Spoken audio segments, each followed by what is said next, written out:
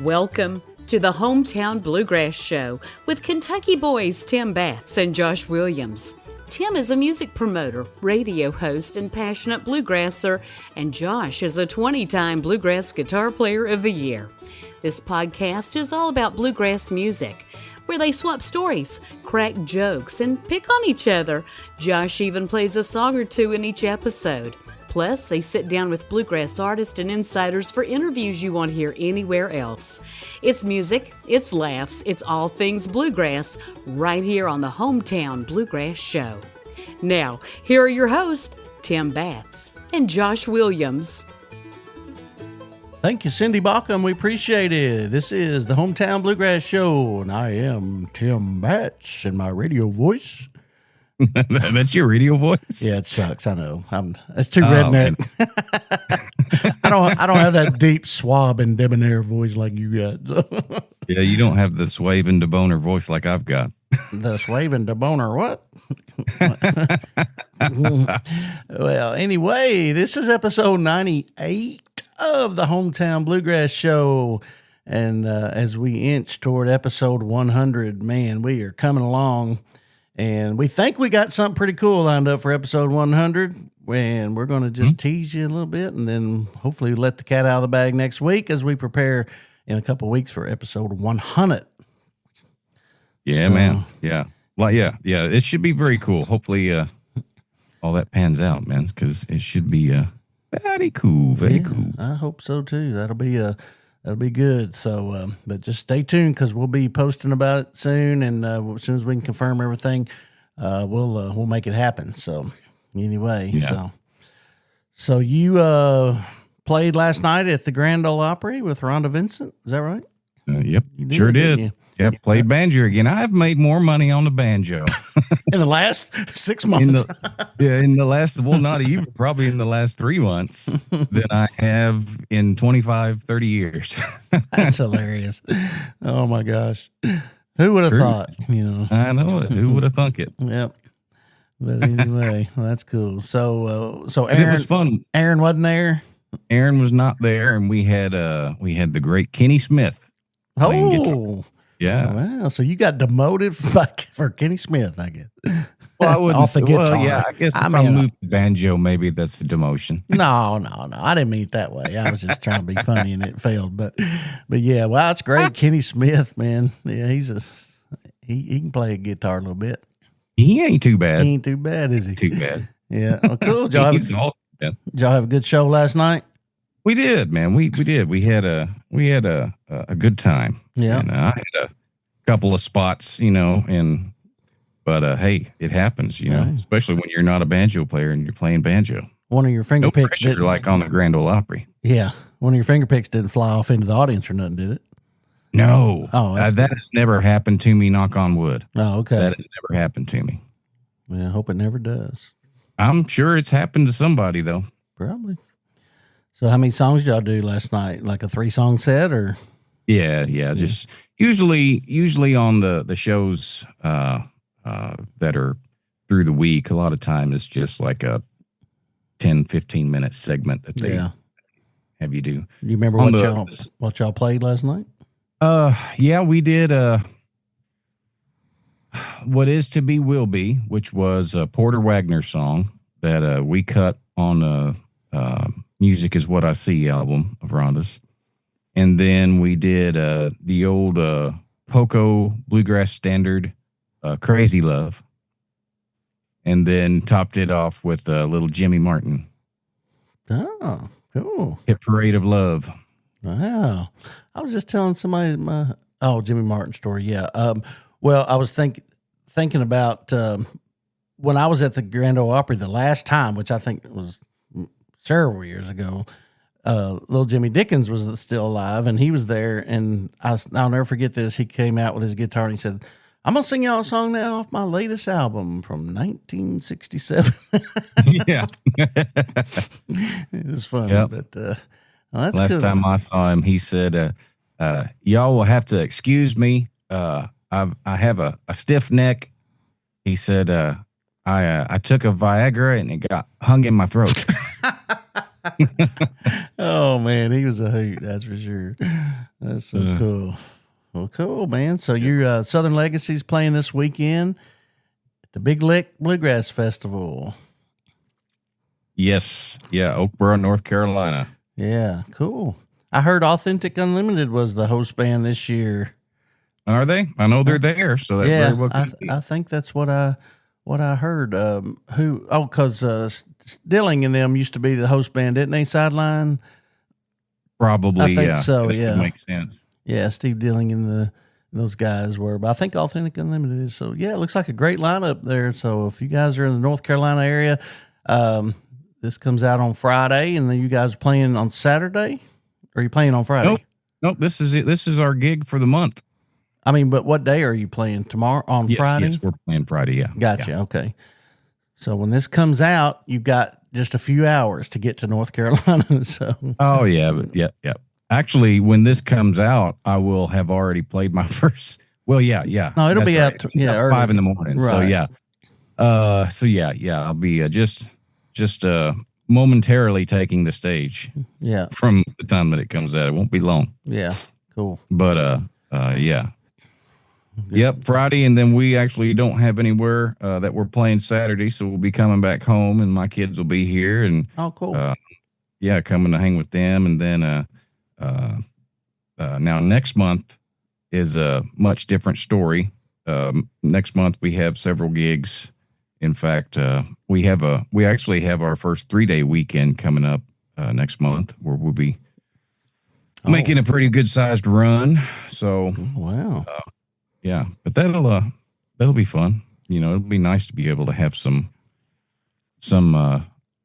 dates all in a row where we get to play. Yeah. It looks like y'all play May the 1st in Woodford, Virginia, and then May the 7th in Meridian, Mississippi, May the 8th at the Station Inn. What? Yeah, man, Nashville, baby. What the heck?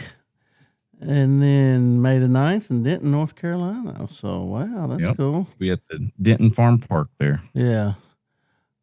Well, dadgum, I may have to check my calendar on that May 8th thing there and see what's up with that. That sounds like fun. That's Friday night. Yep. I may have to do that. Yeah, we'll have to do a little recording or something while we're there just to document it. Since that'll be the first time that Southern Legacy has ever played the Station Inn. That's cool. I'm free that weekend, so I might have to figure that one out. So that's cool, man. There you go. We guys got lots of dates coming up. And of course, we want to mention the June 6th, which is right after that weekend. You'll be right here in Western Kentucky, Columbus, Kentucky. That's right. Bluegrass on the Bluff at the Columbus Belmont State Park. Super excited about that. That's a festival that was the brainchild from yours truly, myself, and we have pulled together a great group of people to put this together. And tourism has gotten behind it. The Great River Road organization has really beefed up the advertisement for this, and so thankful to the Columbus Belmont State Park. And so it's going to be a beautiful venue, beautiful scenery, and great music. So June the 6th, mark your calendars. Southern Legacy will be there along with several other great bands. Dalton Harper Band will be there. So, or I guess he's known now as Hannah Harper's brother. So, that's cool. So it'll be fun to see old Dalton. Yep. What else you been doing, man? Oh, well, I'm trying to get. I just had internet installed here at the house, so just. Yep. I've been trying to get that happening for a while, but so trying they don't have enough crews, I guess, or something to fill all the orders. So, they have to put you on the schedule. Right. And then that ended up being almost a month. So glad that we finally have that now. So I'll be able to kick off, hopefully starting next week with getting people scheduled and stuff for online lessons. And I've found a fairly local location for in-person lessons that I might do 1 or 2 days a week. Yeah. Yeah. That's great, man. That's awesome. Yeah. So you guys, I don't know if you're filled up yet or not, but let us know. Josh will be giving lessons online and some in-person lessons. So be sure and get in touch with him and get on the schedule. Yeah, absolutely. Just reach out to my Facebook. Be happy to talk to you on there about it and get things squared away. I've got several folks on the list that I'm going to be trying to schedule this coming week. And but if you haven't reached out to me yet and don't know if your name's on the schedule or on the list or whatever, feel free to message me. And that is me that you're talking to on there. So happy to set you up. It's not your agent or your sidekick. It's not me talking to you. So. Yeah, that's right. Yeah, it's I can't afford to pay nobody else. So yeah, I hear you.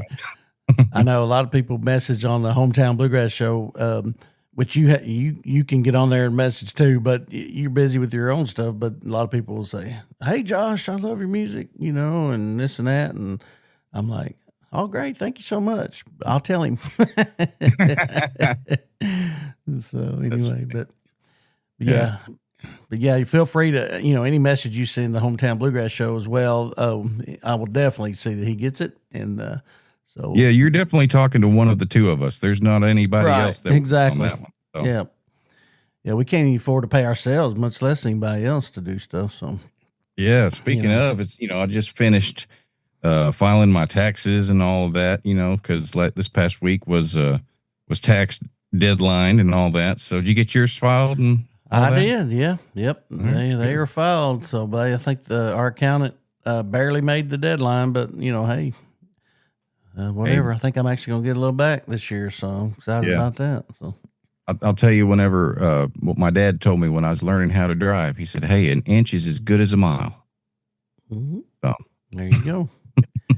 So if you're just barely crossing the threshold in the right time, it don't matter. It still means you crossed it, so it doesn't matter. Exactly. That's for sure. But yeah, got all of that done, and I had my accountant asked, "So how much do you make from your podcast?" And I just was like, hey, "That's funny." Yeah, like I don't make anything on that. We do that for love. Yeah, exactly. We love doing it. That's why we do it. Yeah. We spend more on equipment to do it than we make. Yeah. That, however, I did get to write off. Yeah, absolutely. But we do get some great product from some great sponsors like Banjo BN and Paige Capo and McEwen Guitar Picks. So we appreciate those guys helping sponsor that, so we can give that stuff away to you. So we're be watching for that. Every episode we give away a Paige Capo and a McEwen Guitar Pick.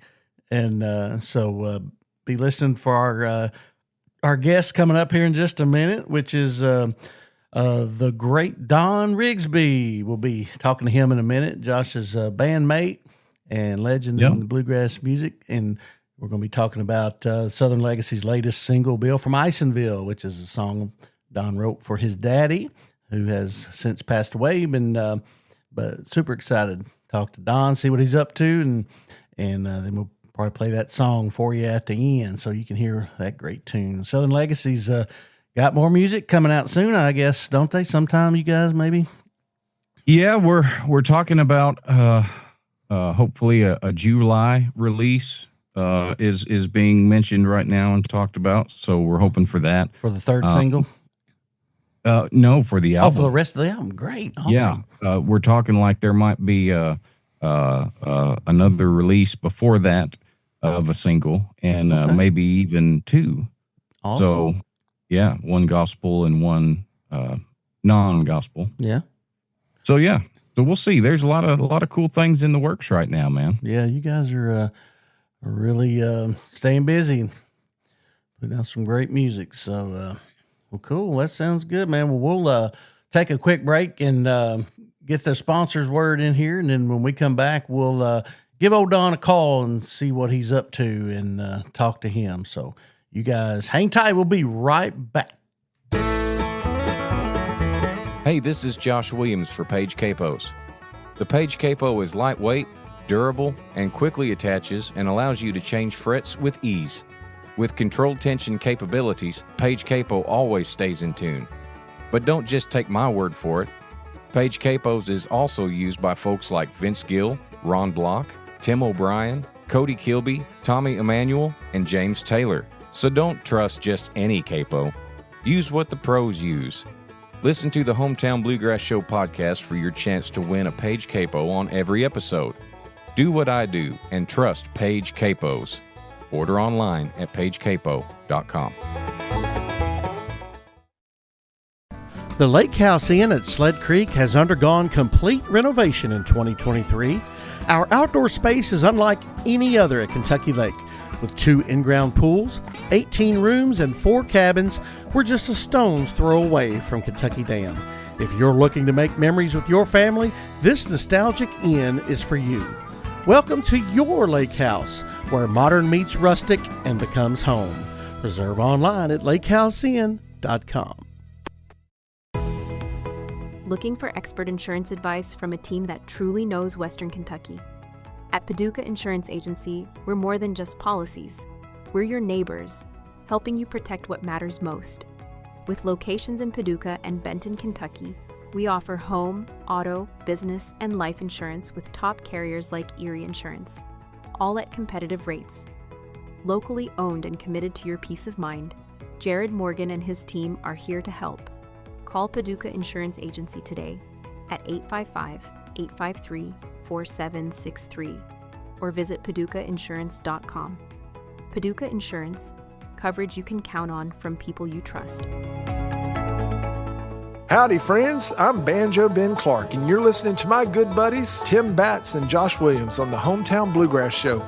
You've tuned in because you like valuable conversation about the world's best music. And if you want more good stuff like that, come on over to my website, banjobenclark.com, where you can learn how to play and purchase anything you might need when it comes to bluegrass-related instruments and accessories. My Gold Pick members over there can access hundreds of lessons for banjo, guitar, and mandolin, with all kinds of resources to help you move on down the road with your picking skills. And if you're looking to purchase something, the deals can't be beat at Banjo Ben's General Store. All there on the same website, banjobenclark.com. Now back to the show. Hey everybody, welcome back to the Hometown Bluegrass Show. I'm Tim Batts along with Josh Williams, and we are excited to talk to the one and only Mr. Don Rigsby. What are you doing, Don? I am currently driving. How fast are you going? Right now, we're cruising at an altitude of about 13 inches at a speed of 80 miles per hour. Dang, you got the hammer down, buddy. Yeah. Where are you heading? Yeah. I'm on my way to Paintsville, Kentucky, to pick up a order of my coffee. Yeah. Don's Matt Blend coffee for this weekend, and also to pick up a rebuild kit for my carburetor on my 1968 Ford 2000 tractor. Wow. Well, that sounds like a productive trip that you're about to do. Man on a mission. I'd say so. Well, I guess you're about to head to North Carolina to the Big Lick Festival. Yeah, I'll be leaving about 6 in the morning. And Josh should already be on the road, but he ain't. He's talking to us. Yeah, Well, Josh is special that way. I am. He must have good relations with all the law enforcement between Kentucky and North Carolina. I got him covered in the eastern part of the state. I bet you do. Yep. Past that, I'm on my own. That's right. I can help you a little in West Virginia, and try not to try that too hard. So. Yeah, that's good. That's good. Well, cool. Well, you guys we won't push that one. You guys got new music out, man. Your new single is really doing good in the charts. Bill from Isonville. Starting to get a little traction. It does my heart good to see that. That's a real special song to me, and I'm gratified to see that other people seem to like it too. Absolutely. That's what we wanted to talk about, how that song came about, when it came about, and all this traction it's gaining, what it means to you and everything. So when did you write that? I don't remember the exact year, but it was about 2 years or maybe maybe as many as 3 after my dad passed away. He died in 2013. Okay. And I wrote it. Josh can attest to how, maybe you can too. I hope you still have your dad, but when you lose your dad, it's a big thing. It is. I lost mine in 2020, so I know exactly how you feel. Mm-hmm. Right. So I wrote the song as a mechanism to cope with my grief, and there was a lot of things about him that I wanted to make sure that I captured for my kids. Yeah. My son was 6 years old when my dad died, and my dad poured a lot of time into that boy in those 6 years. But you know, when you're 6, you just don't have that much retention of things. And I wanted my son to remember all about it. And one thing, you know, the song talks about the fact that he was operator of a grist mill and a miller. And he taught my son how to operate that machine at 6 years old. Wow. And we still operate it. I still use it now. We grind corn for people right now. But we have the first that we did after my dad passed. I asked Andrew to come out. I said, you know, I want you to help us with this, son. We need your help. He said, all right, Dad, I'll be right out. And he's like 6 years old. He came out. He did the exact things that my dad did. My dad had a little board that when the mill was spitting out the ground corn, he would take this board and catch it and look at it and shake it around, and then he would take some of it in between his fingertips, and Andrew reached his little 6-year-old hand in there and rubbed that, and he took one pinch and put it in his mouth and rolled it around under his tongue, and he said, I believe you got her, Dad. You know. That's so awesome. He knew, you know, and he was right. We did have it, and we kind of knew that anyway, but I wanted to involve him in it, and he was, you know, really on fire to do that in memory of his papa. So, Dad was smart, one of the smartest men I ever knew in my life, and the older I get, the smarter I see. Just common sense kind of things. And I remember things, sometimes I'll post them, like one thing that he said back in 1996, maybe, 96, 98, when President Clinton was president, and all the scandals were, you know, starting to break about it. I was talking to him about that, and he didn't want to discuss it. He just said this. He said, well, son, I don't look to the President of the United States for moral guidance. I look to I'm answered to a whole lot higher power than that. And I posted that the other day because, you know, of all the hoopla going on now. Yeah. And my dad was just real common sense. You know, he didn't mince words much. And I was glad to get to write this thing about him, and I was glad I got to share it with my mom before she passed, because, you know, I've got to figure out a way of writing something about her now, and I will when it comes to me. But these kind of songs are, you know, when you got someone who's as transformational in your life as my dad was in my life, he deserved anything I could say good. Right.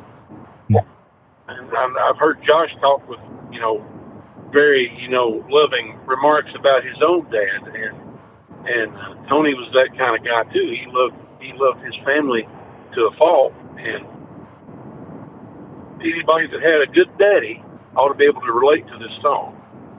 Yeah. Yeah. That's why I relate to it so well. It's and I think so many other people, it resonates with them as well, you know, because my dad and I were very close, and so the song really hit home with me right the first time I heard it. So it's a special, special song. Well, the last line of it, you know, where I wrote, I'll always remember the precious time we'd spend without a doubt, I'll have to say, surely my best friend, and the day he died, so many cried, hearts broken, and so sad. With pride each day, I'll always say Bill Rigsby was my dad. Yeah. I get a little choked up, even now, because he's been gone all these years, and still everything, like this tractor I'm going to get this carburetor for was his tractor, and it's still taking care of me today. I have to take care of it too, but it's taking care of me. He left so many positive things in my life, and I just can't say enough good about my daddy.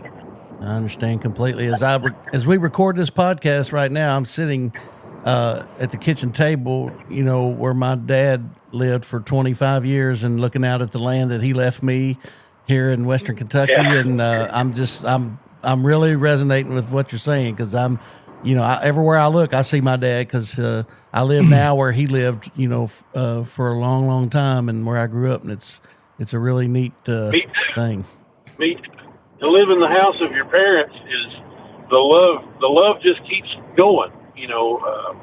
I live in my mom and dad's house. I was left that as an inheritance, and I hope to one day, do the same for my children, passing on the family land. Well, that's cool. Absolutely. It's a Kentucky thing. It's a mountainy thing, I guess, or a rural thing, and I wouldn't have it any other way. It must be a Kentucky thing for sure, because here I am sitting in my mom and dad's house in which is now my kid's bedroom, the boys' bedroom, Weldon and Gus. But this was my dad's computer room for the longest time. Yeah. In fact, Tim, you can see behind me. Don probably can't, but I've got just shelves full of music and books and stuff that my dad had, and all that's still there. Of course, I've still got some of it to go through and get rid of, but it's the love never leaves the home, No. You said something when we were still in Ireland. You said something, Don, that I thought was just so cool, and in fact, you choked up when you said it, but it made us all choke up. I looked around and saw Ron and Steve and Mike. All of us were just sitting there, kind of fighting back tears too. When we were talking to Heinrich for his radio show over in Germany and stuff, and he was asking about the song, and you said, here it is, 13 years or however many years later, and my dad's still feeding me, Yeah. Yeah. So that was just a really touching tribute there to hear that and know that that's still what really happens. He had himself and his family set for a long time, and it's really cool. And the same is true for you, in that house and Tim in his house, and everybody don't have that, and I realize that, and I feel very fortunate that I do and that you guys do. I mean, it's just something, the legacy that they leave behind is more than just, their history. The things that they've imparted to us continues to serve us and our families, and we're blessed to have that. Yeah, absolutely.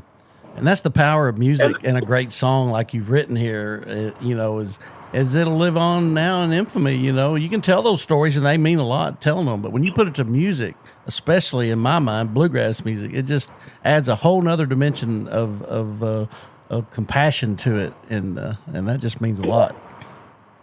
Yeah, and when I brought this song to the session, I had no idea the guys would want to do it. I was pretty sure they wouldn't, because it was so personal to me, and I was proud of the fact that I had written it for my dad, but I had no idea that it would make the cut for the band, and they all instantly, everybody wanted to do it, and then for it to be a single was even bigger honor for my dad and for me, and I'm overwhelmed by that to this day.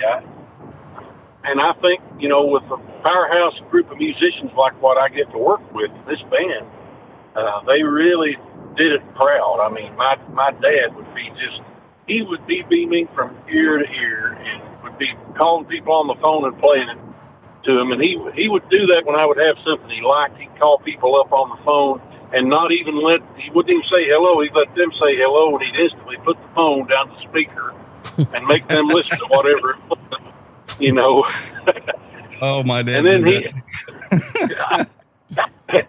and my dad would go about halfway through. He said, "Now you listen to that," and then put it right back to the speaker. Yep. So that Dad would have been so thrilled, and Steve and Josh and Ron and Mike all worked extremely hard on this thing. I mean, we cut the tracks, but then you let them sit for a while sometimes and go back and start working and redoing things, and they were so meticulous with how it turned out. They are with all of the songs, but this one, it just seemed like, to me, I guess it's just because it's so personal to me, that they really were tuned into it more than on the average. But it's not just an album cut in their way of looking at it, I guess, is what I'm saying. Yeah. Well, it's personal, it's family. Well, we knew immediately that it wasn't filler. It was absolute killer, and when he played it literally one time, just him and I don't remember if you played guitar or mandolin, probably mandolin, but I mean, you could have. I think guitar. Yeah. And, but anyway, you played it once and we were all just immediately, we got to do that, man. We've got to do that song. And we went in and cut it. It was immediate reaction. Yeah. And they're not all like that. I mean, some songs, they're pretty good. And I've had some that I've played and thought, well, that's okay, and then we go revisit it and then wind up cutting it later. But that was one that, at least for this band, everybody was, on the same page immediately, and it made me feel awfully good. That thing at the end, there's a banjo lick at the end of this thing that Ron plays that I just absolutely he just drilled it. It was exactly what it called for.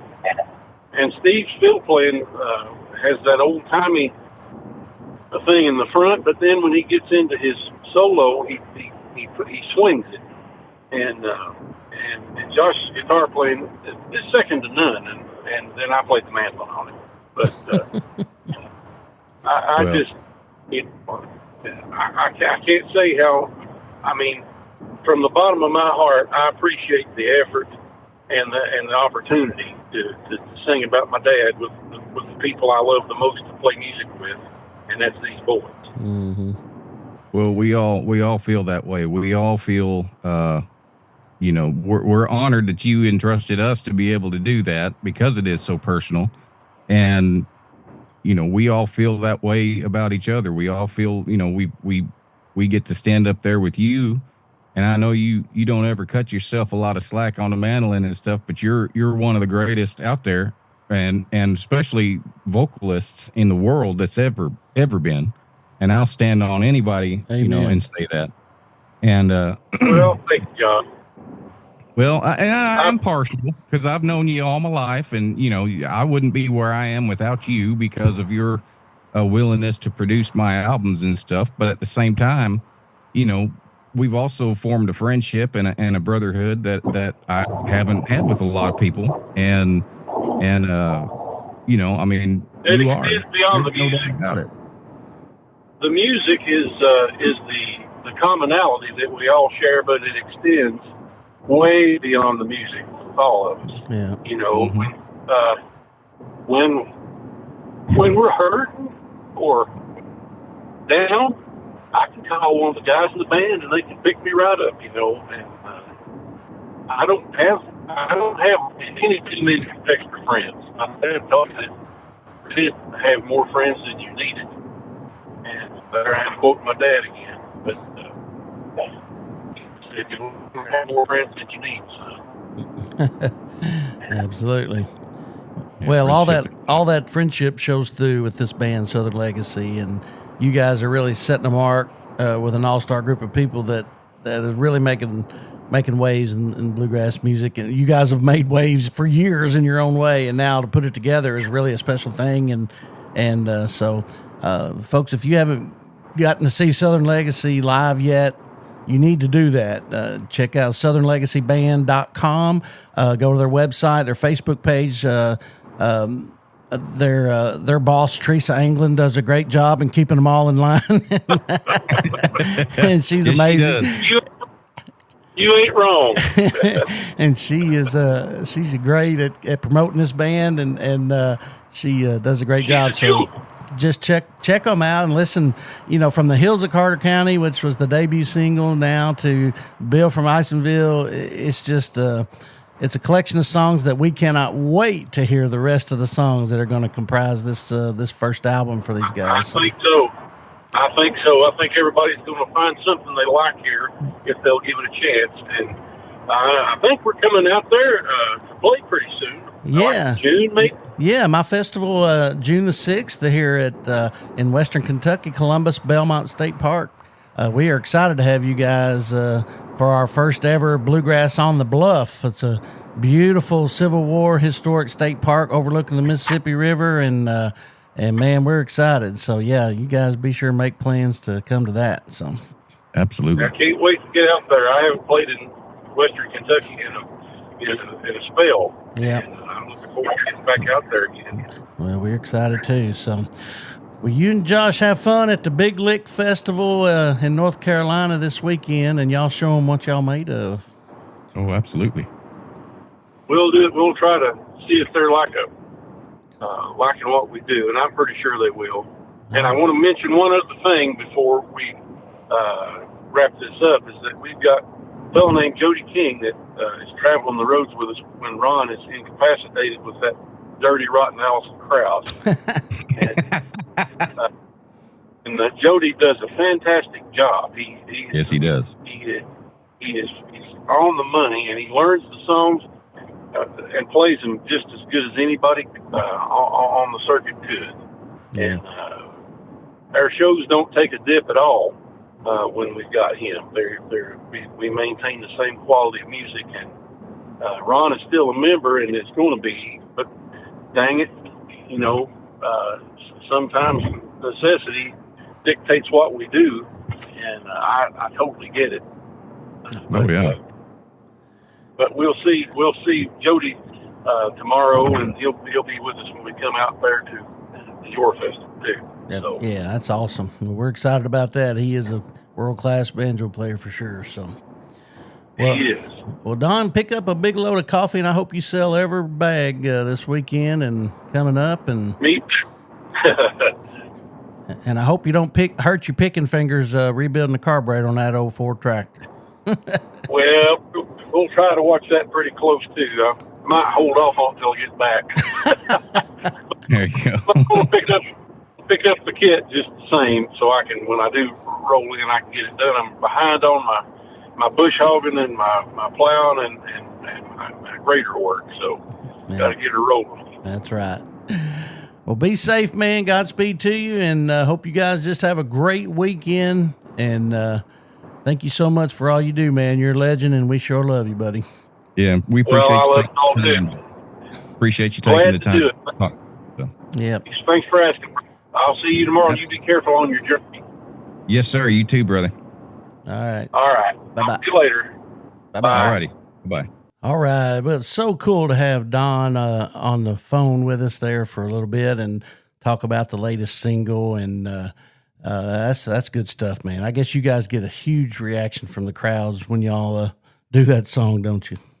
Well, they seem to love it, and we enjoy it. I mean, that's, Don talked about how, all of us kind of worked, on our own time on it too. After we'd recorded it, the recorded version that we actually laid down, we ended up changing a little bit and shortened it some and kind of swapped some stuff around. But the way that we got it going there, it kind of gave it that, to me, is almost like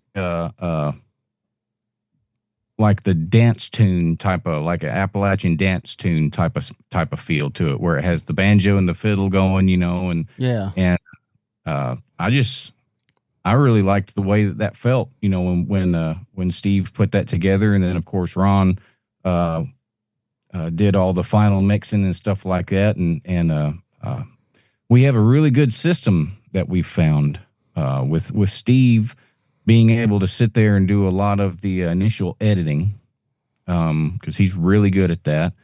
And then Ron kind of does the final editing. And then we've got Eric Uglum that does the mastering and stuff. And that's, so far, man, that's just been a really winning combination. And, it makes it fun, and it's fun to play. It worked out to where, we didn't change it a lot. What we did was just kind of shortened it in some areas, and kind of had the fiddle and banjo playing together as opposed to separate breaks and stuff. They're still separating during the song, but the opening, I think, initially had like a banjo kick or something, but it just gave it a really happy feel to it, and the melody's fun, and just a fun tune to play. People seem to love it, man. It's got that story that everybody can relate to, I think. Oh, absolutely. That's a neat thing, I think, when you can take a band who are the singers, the musicians, and everything, and then they're doing the recording and the producing and the editing and all that. That's just a full circle way to produce music. That's talent, and that's pretty cool. Well, Steve and Ron have both made, really good livings in the studio. Mm-hmm. So, obviously we trust their ears and their abilities. And, Eric Uglum has always been a studio guy. He had a studio out in California that he worked in a lot until he moved to Nashville. So, and anyway, he's built himself a world-class studio in Nashville. Now, I've only seen pictures of it. I've never been to it, but I hear it's just absolutely beautiful and an amazing place to actually work in. So look forward to hopefully cutting something there. And you guys had a pretty unique tenor singer on this song too, didn't you? Yeah. The tenor singer on this song, first off, he's a complete jerk to work with. And he's not a tenor singer by any means. But yeah, that's me singing tenor. I know. When you played me that rough cut before it came out, I was like, oh, who is that singing tenor? And you're like, that's me. You're like, that's me. Oh, man. I was like, dang, I didn't even know you could sing that high. So that's pretty cool. It's on up there. It's very minimal. Yeah. I didn't do a whole lot of movement on it, just simply because, it's prominent and it sounds great. Know your abilities. Yeah, absolutely. Well, let's play this song for everybody, and we'll end the show. How's that sound? That sounds great, man. All right. Well, cool. Well, get out and see Southern Legacy. Go to southernlegacyband.com and check out all of their upcoming dates and get out and see them live. And right. We're on Facebook and TikTok and Instagram and all those fun places. Absolutely. So, well, thanks for listening to episode 98 of the Hometown Bluegrass Show. Hoping to announce a really cool episode 100 coming up, so stay tuned for that. And you have a fun weekend playing music, buddy. And, I will. Thanks, bud. Appreciate you. And remember, if you got time to breathe, you got time for music. Here's Bill from Isonville.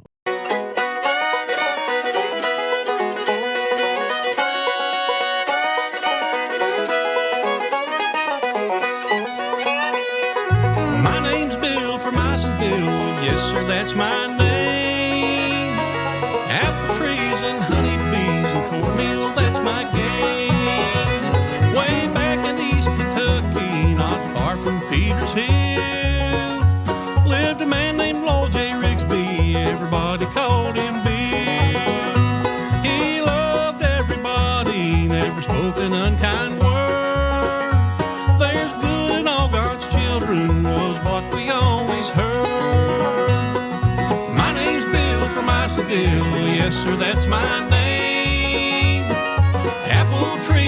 honeybees and cornmeal, that's my game.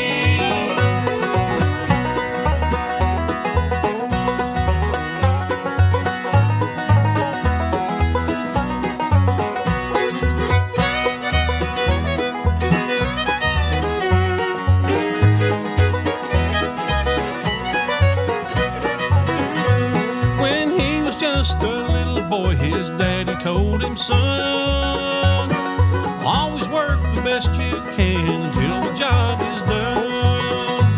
He learned to smoke the beehives from his old Uncle John. He taught himself to graft the trees, dried apples for everyone.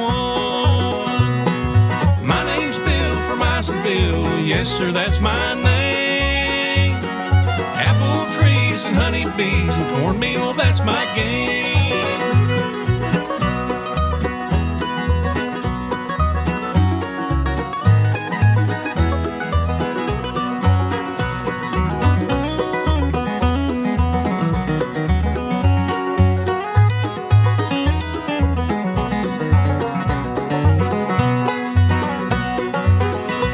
He had the reputation for being the very best. When it came to his old grist mill, his cornmeal stood the test. He always had a bag or two to share with all his friends. He never met a stranger right up to the very end. My name's Bill from Isonville, yes sir, that's my name. Apple trees and honeybees and cornmeal, that's my game.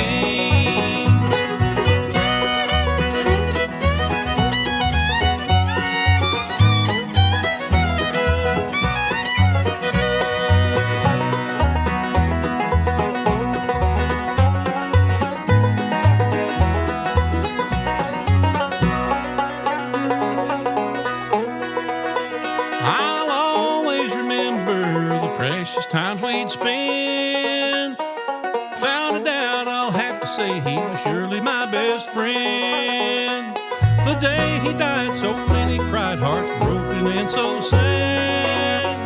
With pride each day, I'll always say Bill Rigsby was my dad. My name's Bill from Isonville, yes sir, that's my name. Apple trees and honeybees and cornmeal, that's my game. Oh, my name's Bill from Isonville, yes sir, that's my name. Apple trees and honeybees and cornmeal, that's my game.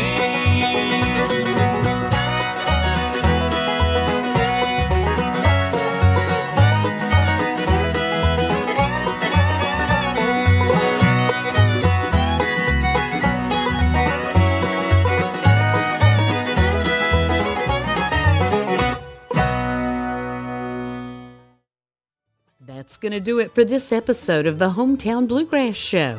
Thanks for spending some time with your hosts, Tim Batts and Josh Williams. We hope you learned a little and laughed a lot. Don't forget to subscribe so you never miss an episode from the heart of bluegrass. Until next time, keep picking, keep grinning. Tim and Josh look forward to seeing you down the road.